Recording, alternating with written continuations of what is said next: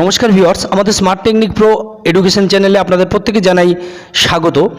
আজকের মুখ্য নির্বাচন কমিশন রাজীব কুমার 7 দফায় বাংলার 42টি আসনে ভোট হবে সেটা জানিয়ে দিলেন এবং গণনা আগামী 4 জুন সেটাও জানিয়ে দিলেন।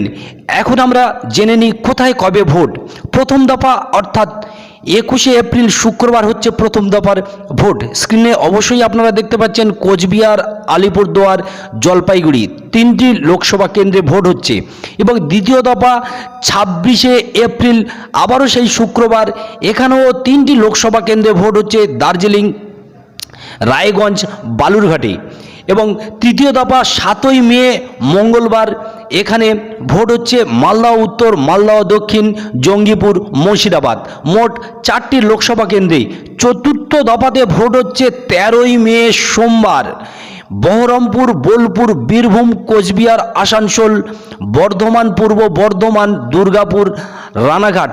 মোট 8টি লোকসভা কেন্দ্রে ভোট হচ্ছে। পঞ্চম দফা 20শে মে সোমবার, বনগাঁ, ব্যারাকপুর, হুগলি, শ্রীরামপুর, আরামবাগ, উলুবেড়িয়া, হাওড়া। এখানেও আপনার 7টি লোকসভা কেন্দ্রে ভোট হচ্ছে। ষষ্ঠ দফাতে 25শে মে শনিবার ভোট হচ্ছে পুরুলিয়া, বাঁকুড়া, বীরভূম, ঝাড়গ্রাম, তমলুক, কাঁথি, ঘাটাল, মেদিনীপুর। মোট 7টি লোকসভা কেন্দ্রে ভোট হচ্ছে। এবং সপ্তম দফা শেষ দফা 1 জুন শনিবার ডায়মন্ড হারবার, বসিরহাট, জয়নগর, দমদম, বারাসাত, উত্তর কলকাতা, দক্ষিণ কলকাতা, মথুরাপুর, যাদবপুর। এটাই ছিল আজকের নির্বাচনের নিঘণ্টা, যেটা মুখ্য নির্বাচন কমিশন রাজীব কুমার জানিয়ে দিলেন। তো এইভাবেই ভোট হচ্ছে এবং বারংবার শান্তিপূর্ণভাবে ভোট করার কথা বলেছেন নির্বাচন কমিশন। তো সঙ্গে থাকুন। ধন্যবাদ, নমস্কার।